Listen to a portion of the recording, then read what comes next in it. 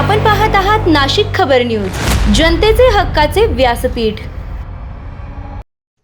नाशिकमध्ये कत्तलींसाठी बेकायदेशीररित्या नेण्यात येणाऱ्या गोवंश जनावरांची सुटका करण्यात गुन्हे शाखा युनिट 2 ला मोठे यश मिळाले आहे।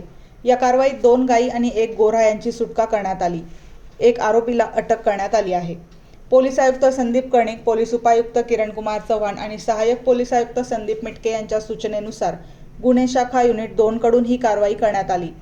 30 एप्रिल 2026 रोजी पहाटे भद्रकाली पोलीस ठाणे हद्दीत गस्ती दरम्यान पोलीस हवालदार वाल्मिक चव्हाण यांना गुप्त माहिती मिळाली की डॉक्टर झाकीर हुसेन हॉस्पिटल परिसरातून MS-05 DK0393 क्रमांकाच्या महिंद्रा पिकअप वाहनातून गोवंश जनावरे कथडा परिसराकडे कत्तलीसाठी नेण्यात येणार आहेत।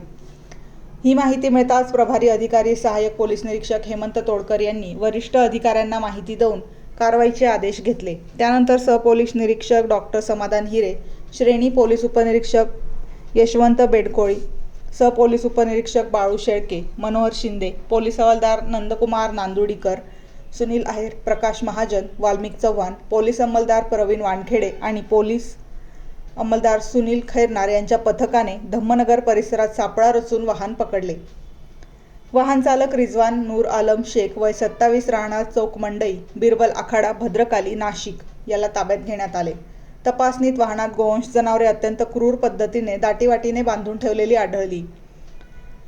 या कारवाईत 2 गायी, 1 गोरा, 1 मोबाईल फोन आणि महिंद्रा पिकअप वाहन असा एकूण 4,70,000 रुपयांचा मुद्देमाल जप्त करण्यात आला आहे। आरोपी विरोधात महाराष्ट्र प्राणी संरक्षण कायदा, प्राण्यांवरील क्रूरतेस प्रतिबंध कायदा आणि मोटार वाहन कायद्यान्वये भद्रकाली पोलीस ठाण्यात गुन्हा दाखल करण्यात आला आहे।